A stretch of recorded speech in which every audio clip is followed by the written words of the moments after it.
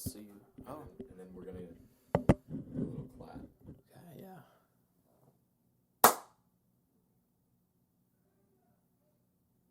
I was recording. Oh, that's a spike, all right. Nice. Okay.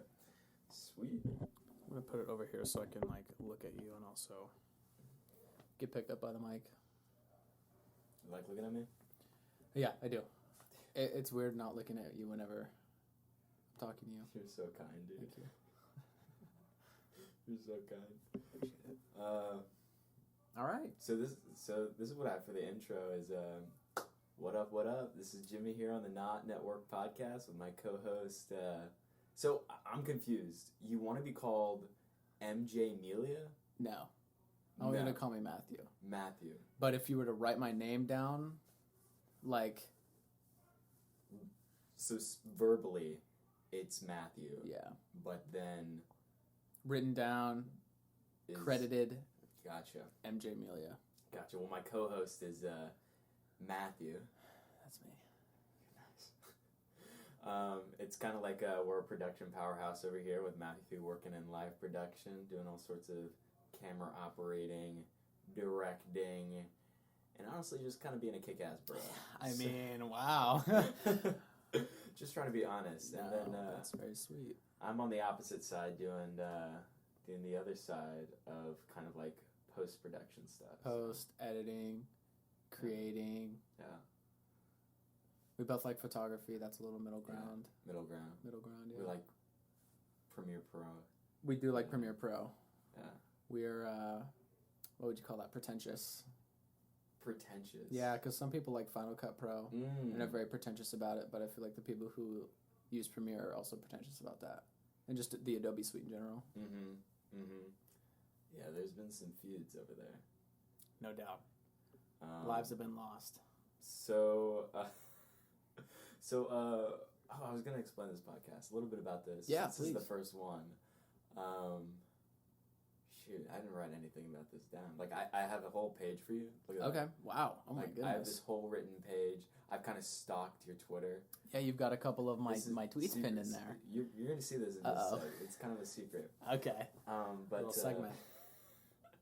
So this is basically a podcast where it's like we're just talking about, I guess, the process, maybe a little other things, but it's called the Not Network specifically because, like I told you this before, is that network is, for me, saying network is super cringy because I used to say that all the time. I'd be like, when I was like 18 or something in community college, and like I was like, you know what, I'm gonna go to university. I'm gonna do big things, and I want to build my network. Oh. And I was like, I. And you were scrolling on LinkedIn. Oh, yeah, I was. Oh yeah, dude. There's some LinkedIn addicts out there. Yeah, especially with that premium. But it was so cringy just to hear network. Network is such a, I feel like a slimy word. Yeah. Like sales. Shout out to sales. Shout out to sales, man. Shout out to everyone who's ever had a sales job. I recently just got out of it. Oh, yeah. I just recently got out of sales, and boy, is it soul-sucking. But it does teach you a little bit about yourself, your character, how you're willing to let yourself talk to people, and how you're willing to let other people talk to you.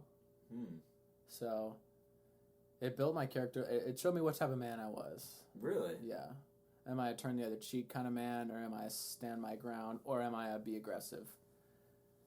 Be the aggressor. Defend myself verbally. Gotcha. What kind are you?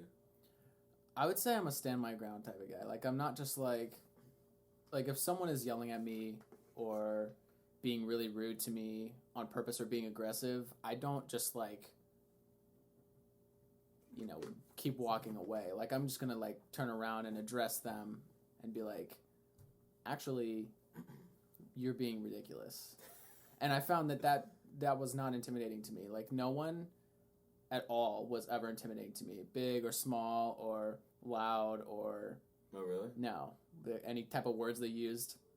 I feel like anyone who's gone through middle school is like, you're prepared for that, Because middle school is just a horrific place, and that's where you get, you start playing sports, and you're in situations where you have, coaches who are trying to be a little hard on you and teach you how, quote-unquote, life's going to be.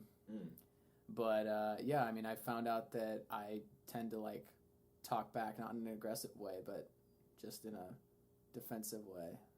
Like, I absolutely believe that. Yeah. Yeah. Like for example. Are you thinking about the same thing I'm thinking about? Because I'm thinking about a situation right now. What are you thinking about? I'm thinking about when I said, "Hey guys," so Matthew's my roommate too, and we have 2 other roommates, and I'm like, "Hey everybody, let's get a dog," and then Matthew's like, "A stone wall. Nothing can surpass this man with getting a puppy." It's because I care about puppies. I also care about puppies. No, you don't. They need a home. They do need a home, but they need like a home. Not a 4-bedroom apartment with 4 full-grown men. I'll leave it at that because we've already talked about it. Yeah. But go on. What were we thinking about? Well, specifically at my sales job, there was a time. So basically, what I did, listeners, at my job was I would knock on doors and trying to sell security systems, which was not fulfilling, but it was a job. And sales notoriously makes a lot of money for the individual. So I figured it was an okay thing for me to do for a short time. But yeah, sometimes you would knock on someone's door and they would open up and, just be ready to throw punches or yell at you, curse me out and things like that. And this one guy, I knocked on the door. "Hey, would you like to buy a security system?" Not exactly like that, but... He's like, "No, I don't. I'm actually not interested at all." And I'm like, "Okay, that's perfectly fine. That's the 60th time I've heard that today." So I start walking away, but I noticed that his garage door was open, and he had like a bright blue Jeep in the garage. I was like, "That's a nice Jeep." So I like stopped. Well, I was still in his driveway. I stopped, and I like looked at it for a second, like a glance. I was like, in my mind, that's a nice Jeep. And then I kept walking towards my car, which was parked on the road, and then I hear the door like swing open, and I hear like he was like stomping towards me. So I like turn around, and I'm at this point I'm by the sidewalk. I'm on the sidewalk, and he's like, "What the hell are you doing looking into my garage?" And I'm like, "That's a nice Jeep." Like I noticed the Jeep out of the corner of my eye, and it's a nice one. He was like, "You need to stop snooping in people's garages, and you need to get out of the neighborhood, and like fuck you," and all sorts of crazy stuff, like just aggressive, kind of stand your ground type of guy. And he was like, "I need you to get the fuck off my property." The audacity. And that's exactly what I was thinking, because I was like, I like looked down at my feet and I was like, "Sir, I'm standing on the sidewalk." And he's just like, well, and so he like got his phone out and like took a picture of me and took a picture of my license plate on my car, and it was a whole fiasco. Wow, really? Yeah, and then I was like, "Sir, if you don't want anyone looking into your garage, I would suggest closing the door next time."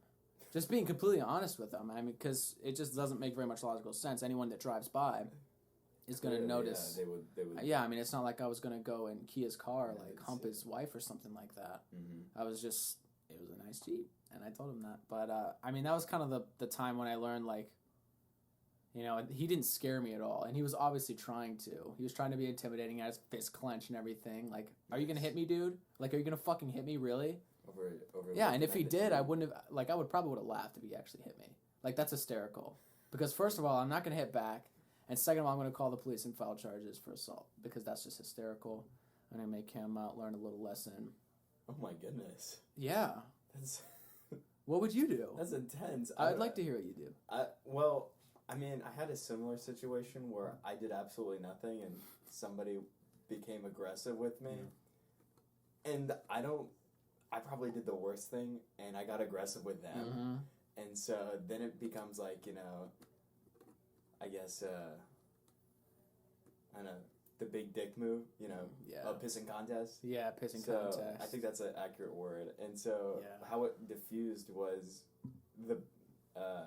my boss, she came outside because I was outside of her house and I was parked, and basically this guy came up and he edged super close to me because I was parked not in his parking spot, not in his driveway, but in front of his, like on the side of his house. Which I thought you could park there if there's an open space. I was going to be there for 15 minutes. Yeah, I didn't think I was doing anything wrong. So he just comes up and edges, and I get outside my car, like I'm sitting in there, like my headlights his headlights are in my face, my headlights are in his face because my car's still running. Yeah. And like I get out and I look at it and it's like he's an inch away from me, and as soon as I get out, he pops his door open. He steps out and he starts looking at me. I start looking at him and I'm like, so you know how close you are, right? Like you're pretty close. Yeah. You realize that? And he's like, yeah. Well, this is my house and I can park wherever I want to. Oh, one of and those. I'm like, what? I mean, yeah, sure, I guess, but this is pretty close, don't you think? Yeah. And so I just blew up out of that. Boss came out and she was like, hey, is everything okay? Yeah.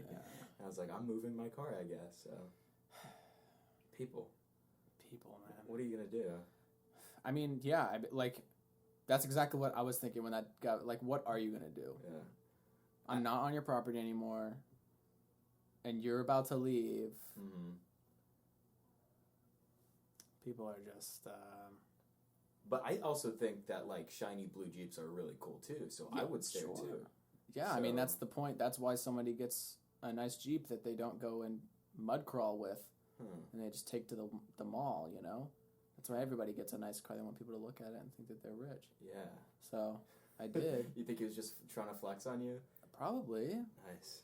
I mean, who else drives a Jeep unless you're going to actually use it for what it's intended for? I mean, once he saw you and was like, this is looking like a professional man, like, I need to step up my game here. And then he probably got defensive. So. Yeah. He probably saw my fiery red car outside. Oh, my goodness. Revving my engine. Matthew has a fire red car. It's bright. It hurts my eyes. It's Raising Cane's red. So you just quit the job. I just so did, yeah. So what are you doing now? You're what? I'm a freelancer. Nice. I know, doesn't that sound so cool? I'm a freelancer. So What what that means is you are given work, you find work, and you are, I guess, recommended for work that is contractual. So like on your taxes, it'd be like a 1099 instead of a W-2. So you have to kind of do all your own taxes at the end of the year, and it's money just kind of goes straight to you from person to person. For kind of, I wouldn't say it's odd jobs, but it's in the live production world, film production world. Working on, my aspirations are to work on movies and towards movies. But a lot of the things that I do are live events, conferences and fundraisers and anything that needs audio, video, and lighting. So wait, how'd you get...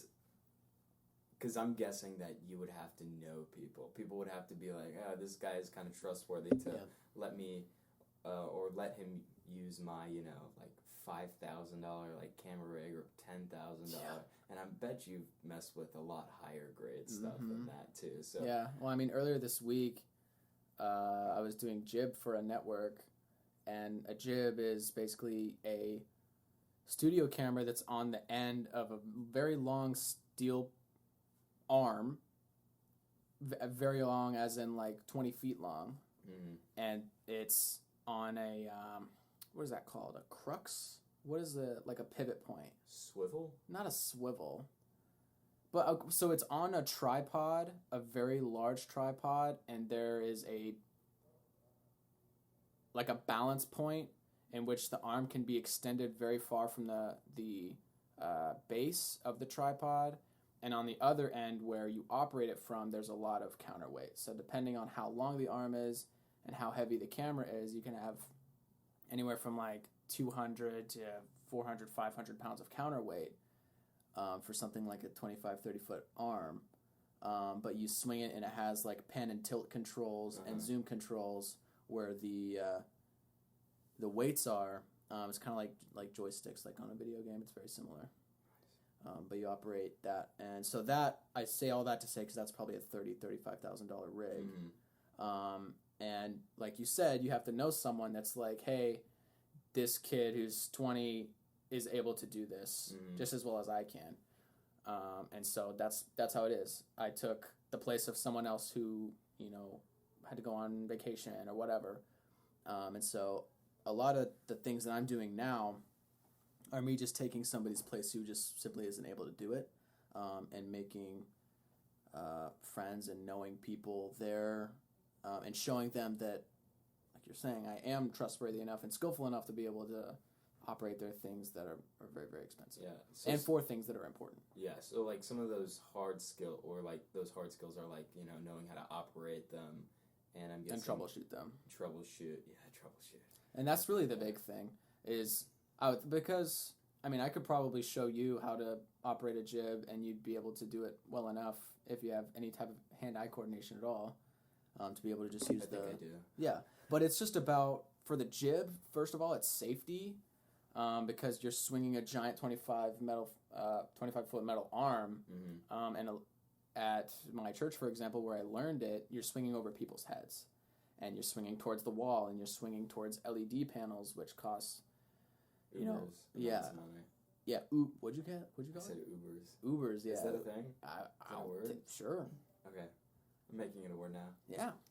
Yeah, but there's a danger factor to it, and if you swing it too hard and stop too fast, it can tip, and you can just destroy the whole thing. I would be very bad at that. Yeah. I'm very chaotic with my emotions. That's okay. But so you learned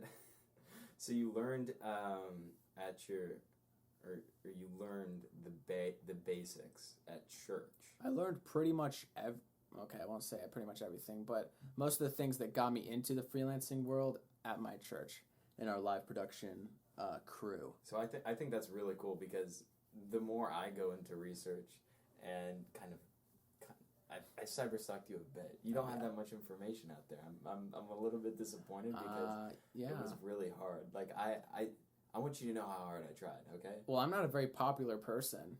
I know, but you. Okay. That's fair enough. Like I don't have a website and I don't have any type of following or anything. You don't have a website. I know. That's something I'm kind of mad about. Just reminding me. We're gonna talk about that later. Okay. Good, because I have some things to say about it. So, with the church, is that when I was looking at like a bunch of people, that's kind of where they started too, and what's it like to be in a community that kind of bolsters learning and doesn't condone you for not learning? Because I know when I went into like different kind of little fields and sects, is that I could it was, I don't know, it felt belittling when somebody would walk up to me and be like, "Oh, you don't know that? Well, you better find out quick." Figure it out, and yeah. I'm like a super slow learner, so I would just be like sitting there with whatever it was. I was like working at a restaurant. I had like onions in my hand, and I had this like slicer in front of me. I didn't know how to move the dial or anything to close it up, and I was like, "What do I do? How do I make this? How do I make this guacamole?" So yeah, it was kind of like a. I get exactly what you mean. Yeah. So what's it like to be in a community where everybody like supports it? Because it's pretty high dollar stuff, so they don't want anybody. It's top of the line. Yeah, it is. So wait, where do you? If you don't want me asking, where do you go to church? Gateway Church in Southlake was the main campus. We call it the broadcast campus because that's where everything is captured. As far as like when the pastor speaks, it is broadcast to all of the other 5 other campuses, or 6 now, because there's one up in Wyoming. So that's super dope, because that's such that's just such a big place, and if you can have what would you call it, the broadcasting what? The broadcast campus. Broadcast campus is what Southlake is referred to as. It's the largest one. The most people like attend there on a weekend. Because that's where the main pastor who started the church actually speaks from. And it is a large church, and there is a lot of money put into the live production because we always looked at it as a ministry because, 4,000 people can come in and sit in the sanctuary maximum for one service in the weekend, but, 20,000 people are watching online. Yeah. And so the largest audience at any given time are the people who are watching on their computer or on their phone screen. And we're the people who are we're the people who are trying to make it watchable and easy to listen to, and easy to look at. So that's audio, video, and lighting. So that's why everything is so important there. But to answer your question, it is high dollar stuff. But to answer your other question, the community was amazing. Like I could not have asked for a better place to be. I started when I was 14. I started volunteering when I was 14. That's fantastic. Yeah. it was a very good opportunity because they'll stick a 14-year-old on these studio quality cameras that no one would ever. Well, I won't say no one, but I would have never been able to get my hands on otherwise. Yeah, if you went to like a I don't know, like a studio or a shop, you'd probably start with some pretty bare basic stuff. Yeah, like cable. Yeah. So exactly. Very simple stuff. Yeah. That's like thinking about like what, because I went to Gateway a few times when I was younger, and like my mom was always pushing. She's like, "Hey, you should go out and volunteer," and I'm like, I don't know about that. Yeah. So it's super cool that you could capitalize on that kind of opportunity. But so you were 14. I was 14 when I started volunteering, and I was there every single weekend. And that was another thing. They let me come every weekend as much as I wanted, not because they necessarily needed me, but I was eager to learn. And I was eager to, first of all, I wanted to just help because I didn't really have any passion for production or even any film aspirations yet. That came after I started at Gateway and kind of learned how the industry and the world worked. Really? And then when I was 16, right after my 16th birthday, they hired me on staff part-time. And then so from basically age 14 to right before COVID, I was there every single weekend. Really? For about 5 years, or a little over 5 years, every single weekend. I was able to direct conferences, and I was able to learn robotic cameras on tripod, the jib, handheld, and how to direct and switch a live show, which was invaluable experience. I would say. Yeah. I would definitely say, because I went to a warehouse in Grand Prairie that promised me to do freelancing stuff. Never got my hands on any of the gear. Yeah. And here you are, 14, messing with this high dollar stuff. Yeah. I think that just goes to show about the amount that a community like that can invest in you. And like, I bet they're definitely 14, how old are you? What was it, 6 years? 20, yeah. Yeah, so 6 years of service. Yeah, I mean, it's actually 6 years this month. Oh. I started volunteering in October of 2014. Happy anniversary. Thank you. I don't get to work there as much now, unfortunately, but yeah, I mean, it was the best community, the most eager to like help me learn. Easiest to get in. Yeah, because normally, like in school, I wouldn't say I was traditionally eager to learn much of anything, but as soon as I started doing that and figured out I was just a little bit good at it, and the potential, and there was like so many more things that I was able to learn. I was just like, I had a passion is what I found. I found my passion for it, and they really helped foster that. So So the church is where you found that drive to keep going. Dude, that's so dope. Yeah. That's awesome. Because like everybody can do that too. Everybody can go to church and get into the broadcast. Yeah, and arena. Especially after COVID and everything, because almost every church, if they wanted to keep their doors open, they had to learn how to broadcast their services. So Gateway was very, very, very fortunate that we had already had all of that set up at each one of our campuses, because we pretty much just proceeded as normal, but like, hey, nobody come in. And then, the viewership online doubled.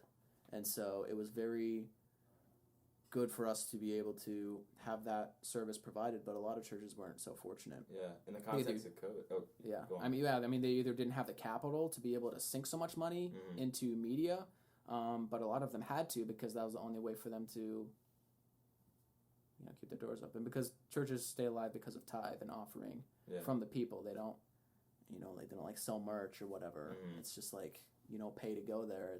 You can go there and never pay if you want to, but I don't know. We'll not get into that, but yeah, we were fortunate, and so like you were saying, you can go into basically any church now that is still open, and they will have a live production and broadcast crew.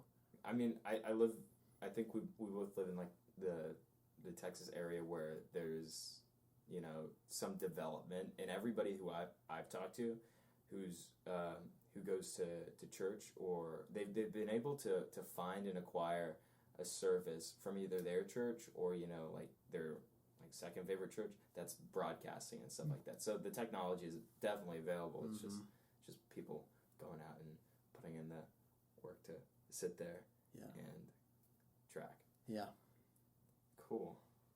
Sweet. So you do live production, and that's Mostly. super dope. And we kind of breezed past this earlier, is that you're a Premiere Pro fan. Yes. I don't know if you can see my notes right now with your impeccable vision. No, it's too sideways. Okay, sweet. That's okay. I'm not looking. I just keep glancing. This will catch you off guard. So you have an unreleased movie. Oh Lord. This is definitely gonna come out. An unreleased movie, and you know, we're just gonna. This is just a little dip our toes into it. Mm-hmm. But how do you feel about the post and working in the editing field? Because when I watched like a little bit of it. He gave me a little sneak peek, and I was very surprised about your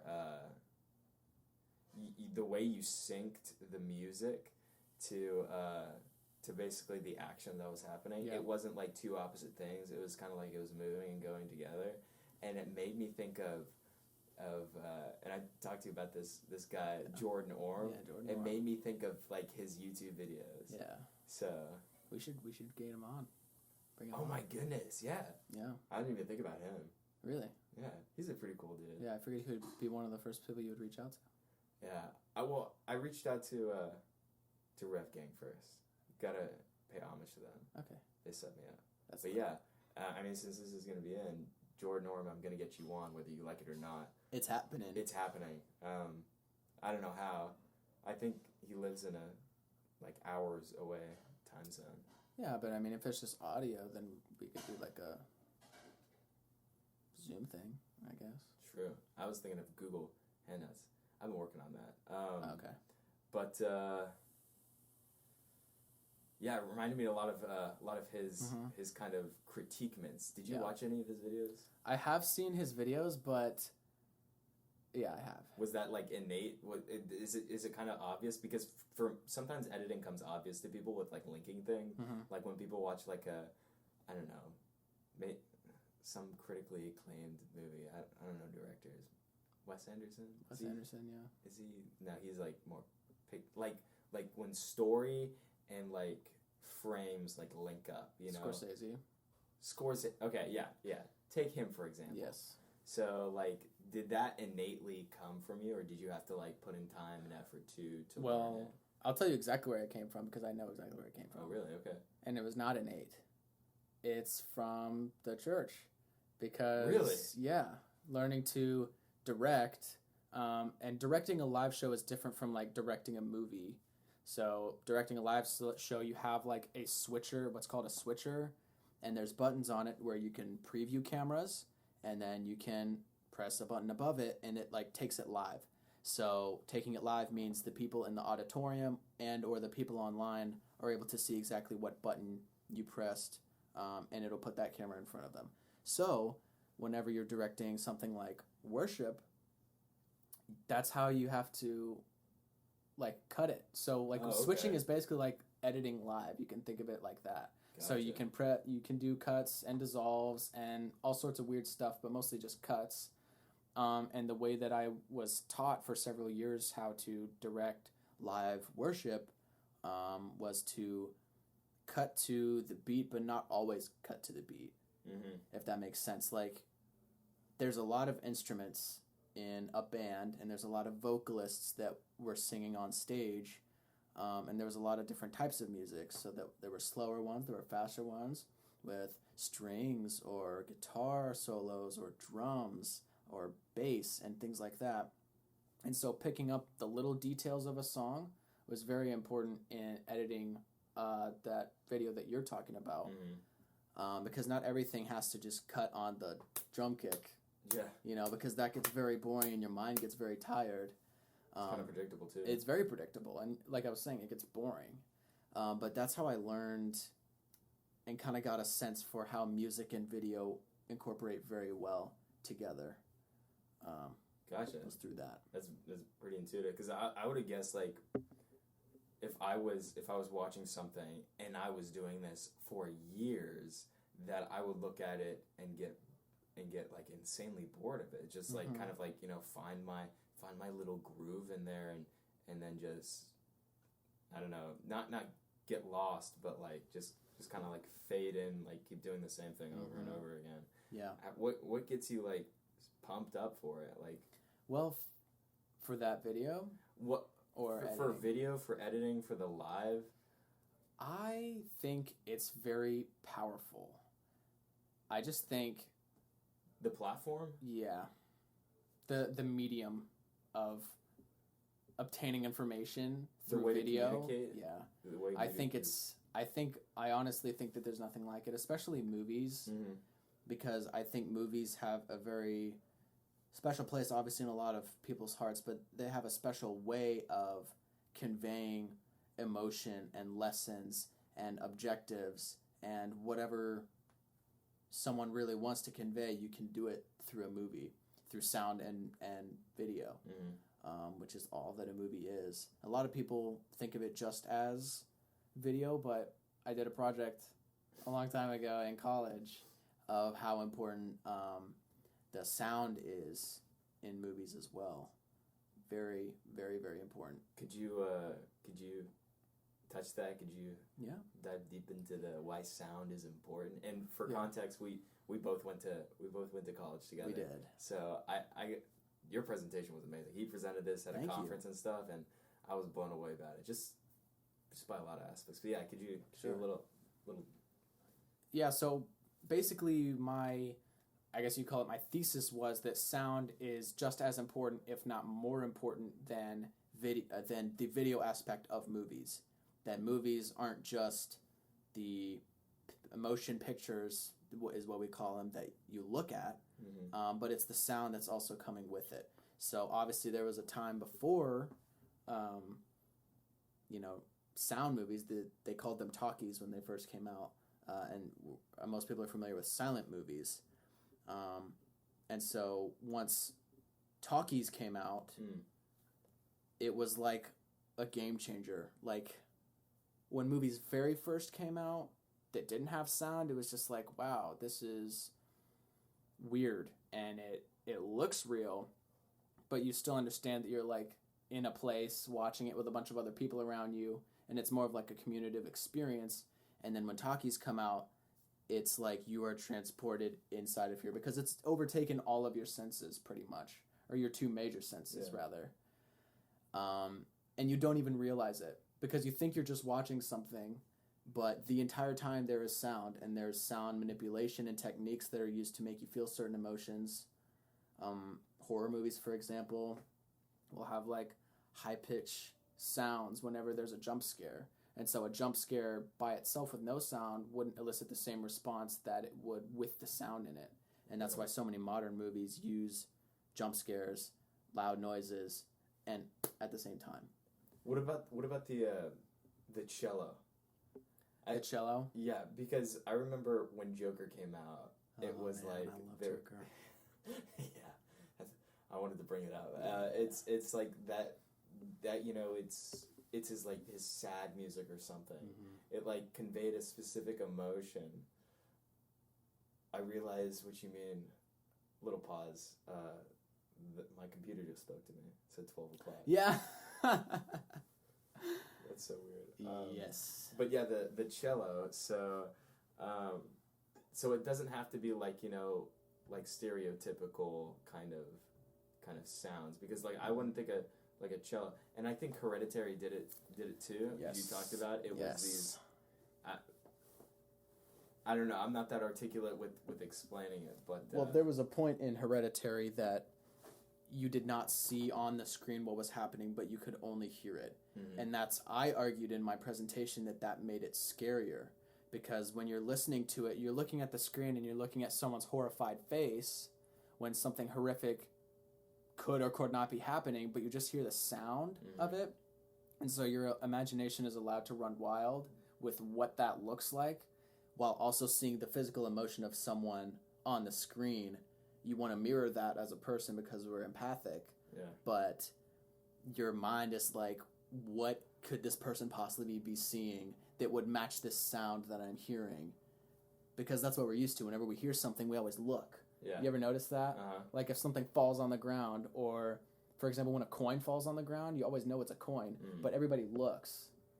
It's like, why do we do that? Because we want to see what we're hearing. And when a movie takes that away from you, that's what I'm saying, how much power they have. So that was a conscious decision for them to not show you what was happening, because it was like, I want to know what's happening, but I can't control it, even though you're still a part of it.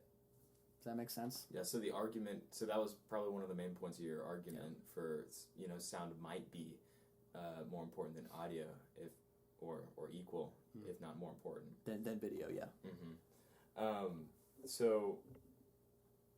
So from editing sound and editing video, what's your favorite from that in live production? Because from what you've said, it sounds like they kind of like mesh and blend together, and especially from the music video. Because I would have never thought that doing live production, at least the stuff that I did, it couldn't link up to post like whatsoever. Yeah. But it's kind of meshing together. Which one's your favorite, and kind of why on that?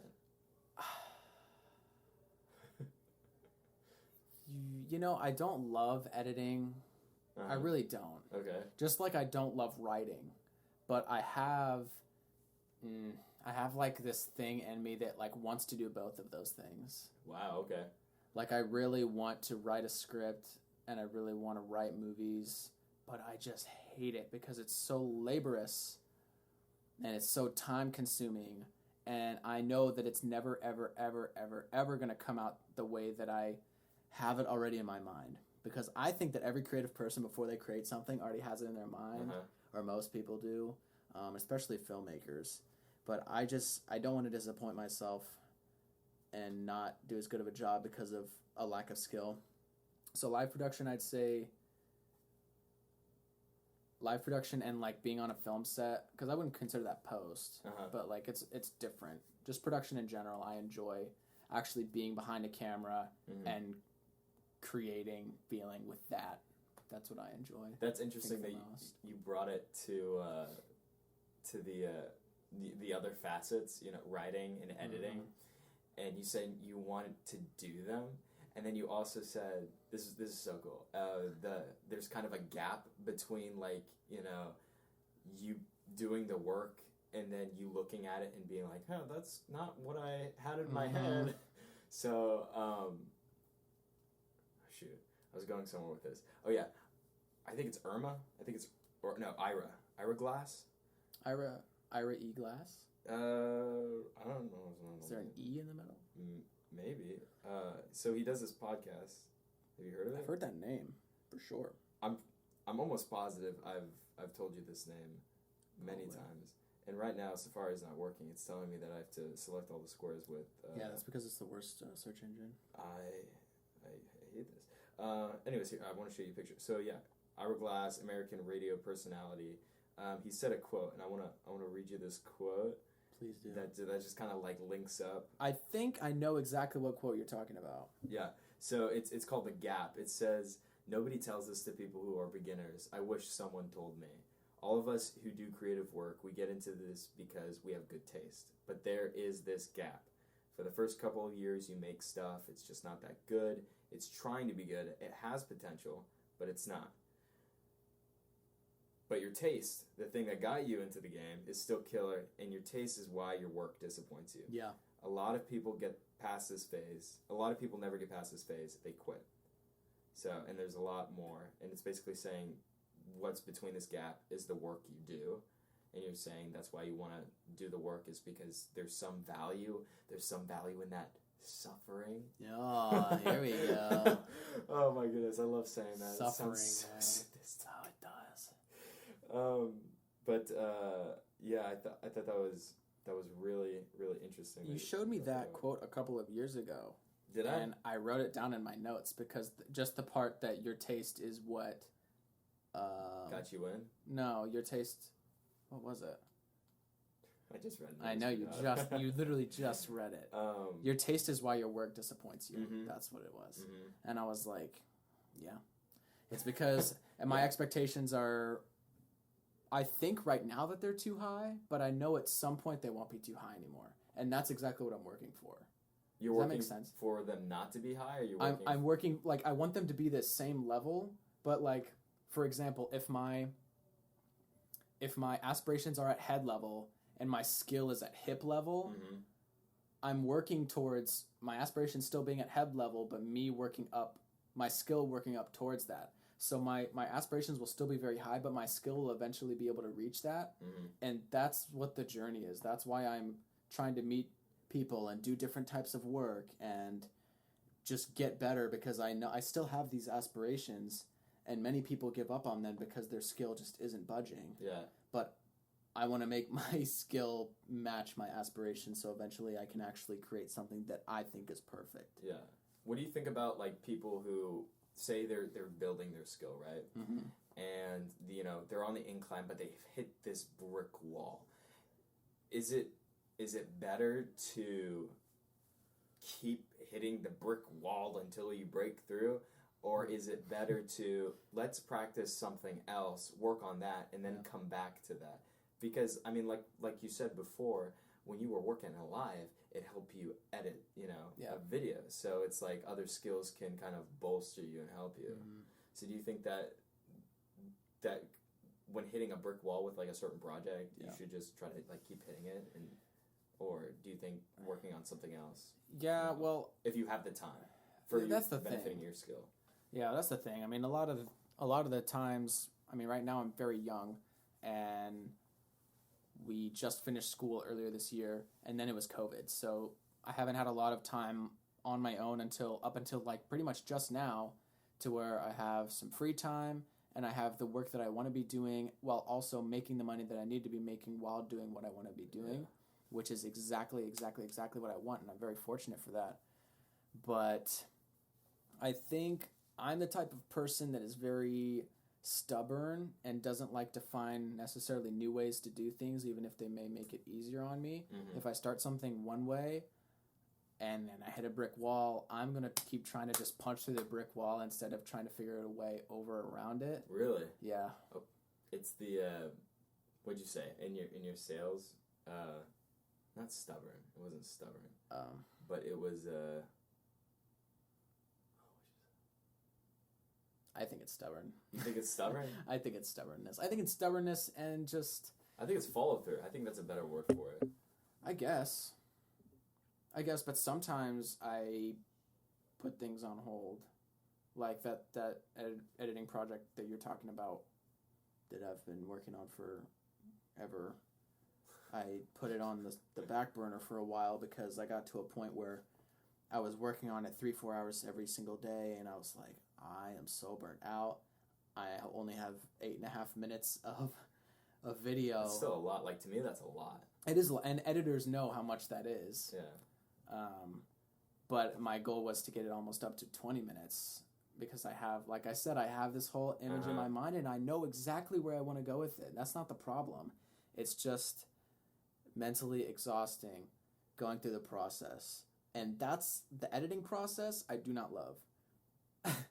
The creating process and filmmaking process and camera work process, I love that because I love the act of actually moving cameras and helping towards a goal.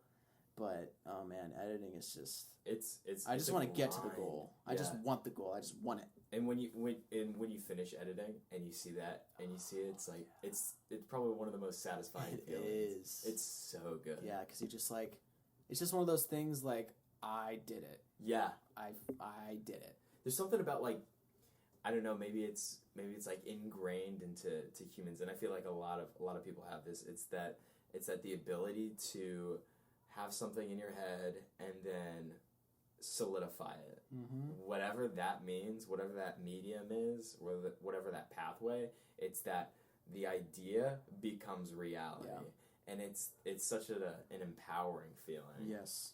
That's why anyone who creates anything, a business or a building, architects and things like that, or any form of art, dude, that's what that is. I mean, we create things all the time. Yeah, what kind of high does an architect get? Yeah, dude, that's erect an entire building. Oh my goodness, the skyscraper. Yeah, who that's made that? Pretty cool. Who made the Empire State Building? Probably Mr. Empire State himself. Nice. I want to meet him. I know, me too. I bet he's dope. That's a badass name too, Mr. Empire. Mr. Empire, yeah. I like that name. Cool. So I got another question for you. So, since we were talking about the church, and I know we're kind of like bouncing around a lot, but the church was kind of like everybody can get in. If you could tell somebody like right now, because I'm guessing you've screwed up once or twice. If you could help somebody like not screw up, what would you tell them? What would you tell somebody who's just getting started in the live production? Well, the thing about live production is that you will screw up, and it's going to be very embarrassing, and you can't fix it. Really? Yeah. You will. Yeah. Of course, everybody makes mistakes. Hannah Montana said it best.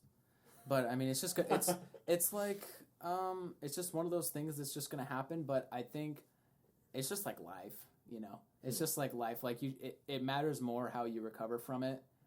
And if you, for example, during directing or something, if I've never actually done this, but there's a key on the switcher that just cuts straight to black, and it's right next to all of the other buttons, and so that's always been a fear of mine. Is like during the service or something, I'm trying to press camera 1 and I accidentally cut to black, and then there's nothing you can do to recover from that except for just keep moving forward. But if I through a live show, like, it just keeps going, like no one really cares. Like, they're not going to stop and be like, oh gosh, great, that's crazy that just happened, but like they're just going to keep going.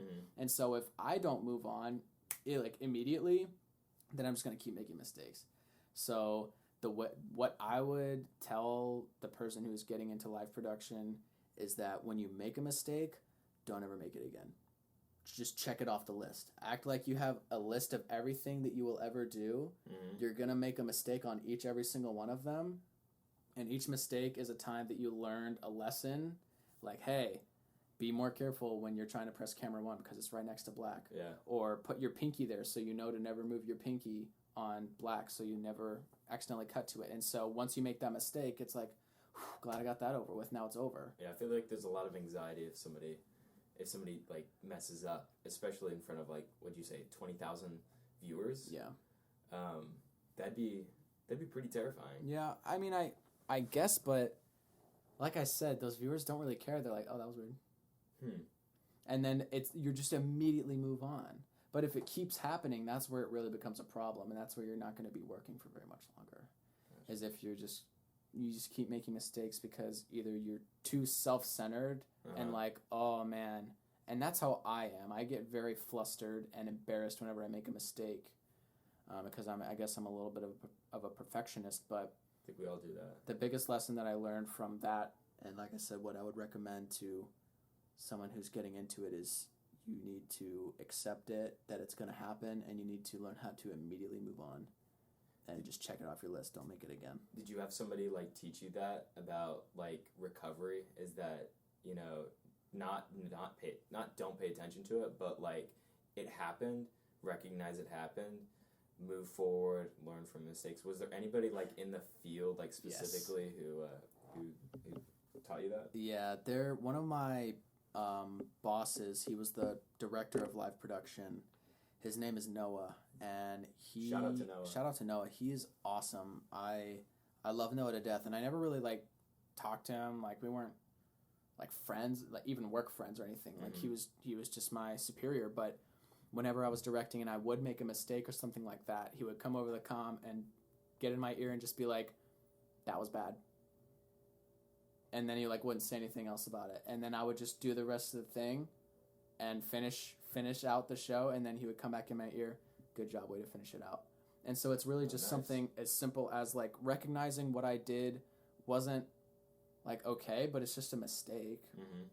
And by him saying at the very end, like, good job, way to not let it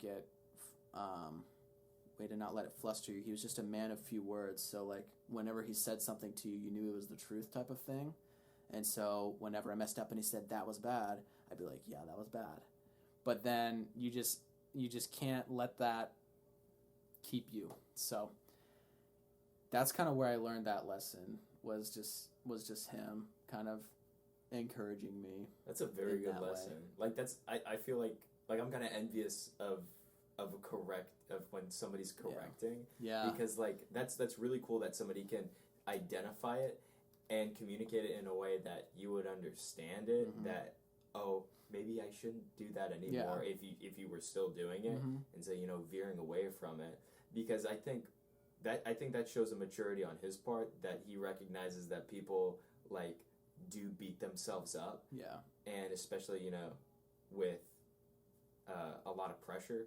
I'd say 20,000 viewers is a lot of pressure. Mm-hmm. High camera gear is a lot of pressure. That people will beat themselves up. So I guess in communicating it was, this is identifying it first. And that was bad. Swooping in at the end for a recovery, just like saying, you know what, good job. Yeah, and it finished strong. When you beat yourself up and then you immediately hear that was bad, it's like you never want to make that mistake again, and that's the exact response that you should have. Because if he came on and be like, oh, it's okay, don't worry about it, it's okay, like you'll recover, like immediately in my ear saying that, what he said at the end, if he said it right after I made the mistake, I would be more likely to keep making that mistake, because it was okay for me to make that mistake. Mm-hmm. If he keeps telling me nobody noticed, or it wasn't that bad, or something like that, let me know immediately, hey, don't make that mistake again. Yeah. I understand why you made it and that you made it, and it did happen. There's literally nothing you can do to fix it because it's already happened. It's in the past. But at the same rate, it's in the past. Just keep going. That was bad. And that, I think both the initial recognition and then the at the end, super important. Mm-hmm. Because you can do one and you can do the other, and it won't bring in as much value as both of them. Yeah, I think a good leader does both. Yeah, consistent. Who can tell you how it is and also encourage you. Yeah, that's a good point. It was very valuable to me. So,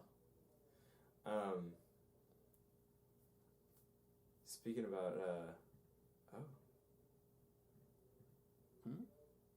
we're still recording. Oh, good. I was like, shut up. So, that's pretty much all the questions that I got for you. Do you have any questions for me? I think I do. You do? I want to know what do you work, like I told you what I'm working towards, and I have my aspirations are up here at head level, but my skills are at hip level. Shoot. What are your aspirations? I don't know. I think one of my aspirations is for this podcast. Mm-hmm. This is a must for me. Okay. This is like an absolutely like non-negotiable thing, is that this has to be weekly. So I'm expecting 52 weeks out of this, the sole reason why is because from what I've been reading and from what I've been watching from other people, from people who I admire, is I learned. Actually, here it is, right here. So I taped this paper on my monitor, and it was 5 things that I forgot the title, but they're 5 things that I really, really hold near and dear, and I actually got it from a Boy Scout handbook. So step 1 is define your goals. Okay, so my goal is for this podcast 52. Okay, 52. That's a good goal. Consistently, and the reason for consistency is because like your boss, if he didn't have that consistency, if he corrected you in that moment and then didn't say anything after, like to me, I'd be like, oh, I'm a piece of shit. Yeah, I would still be beating myself up about it. Exactly. So he was there to, set you straight, and then after the fact, bring you back in. Or set you straight and bring you back in. I don't know. It's just, I know what you're trying to say. Like the wobble kind of, he helped. And that was very specific. So those are my goals. Number 2 is seek out those who can know more than you. So the mentor. Yeah. Or even, there's values and there's value in people who are older than you. If you're, in a career path or, in a station of life who are older, at the same age, and younger than you. Those are the 3 kinds of people that you need, because you need somebody importing information, you need somebody with you in the weeds, And then, you know, for the person behind you, you need somebody to be like, hey, don't do what I did, or, you know, do this, or this is why this is important, kind of guide. And I think that helps out community. I think that brings community into it. Number 3 was pursue your vision with determination. That seems kind of like fluffy to me. I resonate with that though. Yeah, with vigor, make an emotional. Whoa, I don't think I read all these. Make an emotional connection. Emotions definitely tie me down. So, I don't know. I guess when I'm in a grind or something, or even with this, like I'll pump out some Logic. And I'm just going at it. Oh yeah. With my little cyber stalking. Yeah. Just to everybody. So, you know, I use emotional connection. I think using your emotions not to hinder you, but to add value is important. And then keep reviewing and renewing your goals. So, you know, when you said that your aspirations are at head level before and your skills are at hip, well, once you're getting to the nose level, I'm pushing the goals a little bit farther. So, like with my runs and stuff, those are my goals and so I right now, I have some sticky notes. I look like a psycho killer. Yeah, you really do.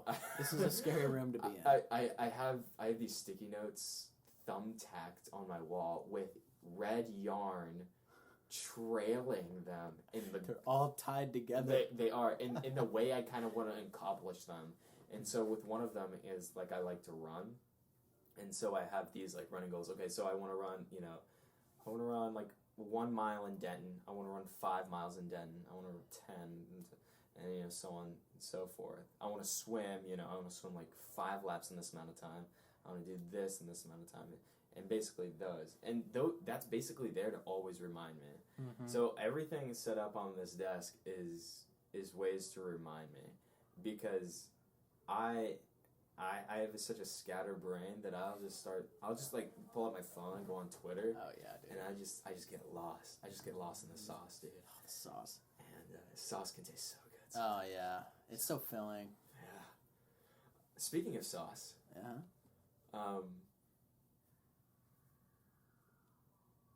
this is the only like weird question that I have is, we need to get it on record. Is milk a broth, sauce, or a beverage? And we've talked about this before, but I want the listeners, I want them to know. Yeah. What your views are on what this. My views are? Your personal views. So you put beverage on there. That's going to be the obvious choice. It's a beverage. So you're drinking a beverage with cereal. Where it becomes where the waters become a little murky I like is murky. when milk is with cereal. Whenever cereal is submerged and or floating in milk, is it a broth? I think it's a broth. We talked to someone recently who said it was a sauce, which is simply just stupid. But, okay, well, I just thought of this. What about, like, I know we call marinara a sauce, but whenever it's, like, in a vat and there's meatballs in it. What if you, like, spoon out the meatballs? That's exactly what cereal and milk is. So is that...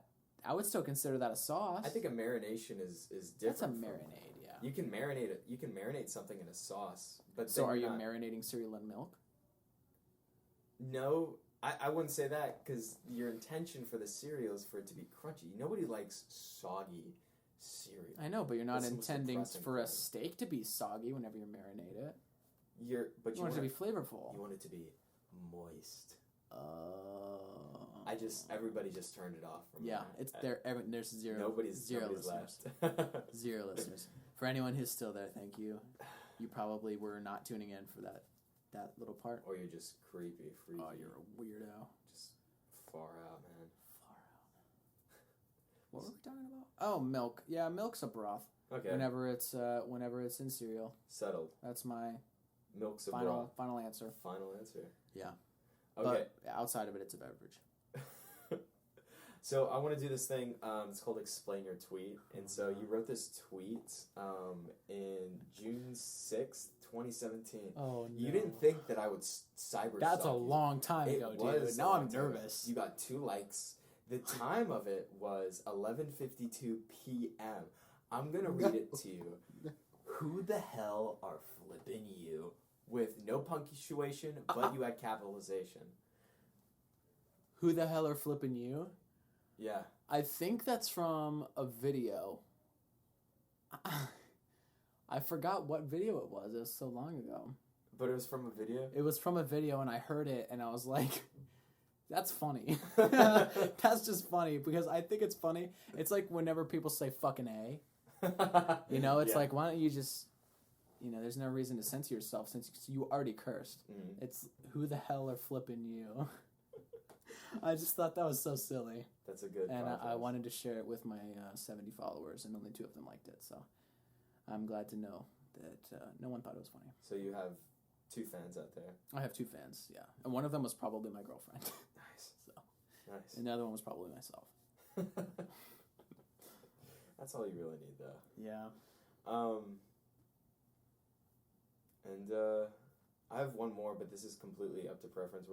We're running our capping of time. Okay. But in Keep one these bad boys sentence, around. describe your relationship with Cane's. What's the full name of Cane's? Raising Cane's Chicken Fingers. Raising Cane's Yeah. Chicken Fingers. So for those who know me personally, know Mm-hmm. that I was capital W, was a Raising Cane's fiend. It's so sad to say. I know. I was a slave for Todd Graves, CEO and founder and fry cook. Todd Graves, Raising Cane's Chicken Fingers. He's a fry cook? He likes to put that on his bio or whatever. What a man. Yeah, because, sometimes he goes in there and he just, fries up some chicken. Dude, that's awesome. Yeah. I want my CEO to come in my shop. I know. But he's not Todd, is he? No, sadly not.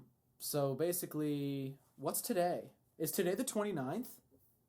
Today's the 31st. Today's the 31st. Oh my goodness, it's Halloween. Happy Halloween. Happy Halloween. Shout out to Jack-o'-lantern. Jacko. So about 1 year and 2 days ago, me and Jimmy actually went together to a grand opening of a Raising Cane's that was near us. And they were giving away 20 basically gift cards for free canes for a year. And we both won. And Jimmy did not take advantage of it the way that he should have, but I did not take the opportunity for granted. And the way that it works, you get a free box combo every single week for 52 weeks. And I'm proud to tell you that I did not miss a single week. For 52 weeks straight, I had a box combo, which is 4 fried chicken fingers, fries, 2 pieces of toast, and 2 cane sauces, which are each about 1.5 ounces or 2 ounces of sauce. And what I had left was a empty styrofoam box. I cleared it every single meal, and oftentimes I would go and pay for it another time during the week. So I am guessing I had it around 80 to 85 times over the past 365 days. By definition, you are a caniac. I'm a caniac. I'm a self-proclaimed and unshamed, famed caniac. I love it. I said at the beginning of this, my car is Raising Cane's red, and that is for a reason. But now I'm giving it up. I'm fasting it for the rest of the year, if not for the rest of my life. We'll see how I'm feeling January 1st. I may never have it again. But I think 52 weeks straight is enough. Like, that's enough for a lifetime. I mean, you know what my thoughts on canes are. That you hate it, and you don't ever want to eat there even when it's free. That's what yours. That's what I about it. I gave it away. No, it's fine. Because I was going through some stuff. Yeah. Mainly like veganism. Yeah. Which didn't pan out. I would. Anyways, we're gonna talk about this later. Yeah. Yeah. But thank you. Thanks for all those. Thanks for listening, taking time out of your day, whether you sped this up on the little podcast app or not. Thanks for listening to our little voices chirp. And do you want to say anything? I think this is great. I'm looking forward to the rest of the Not Network podcast. I'm ready for the 51 other ones that we're planning on doing. Nice.